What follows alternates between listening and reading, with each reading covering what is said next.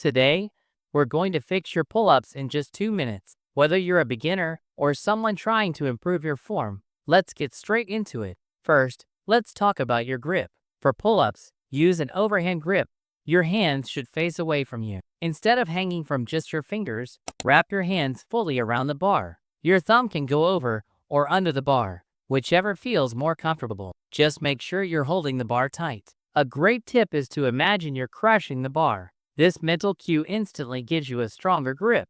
Next, let's focus on your form. There are two main body positions, standard and arched. In the standard position, keep your body straight and bring your legs slightly forward. This is great for building the control you need for advanced variations, like archer pull-ups and one-arm pull-ups. But remember, this position mainly targets your lats and doesn't activate your traps or spinal erectors as much. In the arched position, you target your entire back. Arch your back and move your legs slightly behind you to match your upper body angle. This position works more muscles, but it doesn't carry over as well into advanced pull-up variation. Pull-ups are an amazing exercise, so try using both the standard and arched positions in your training to get the best results. If this video helped you, make sure to like the video and subscribe for more fitness tips and workout guides.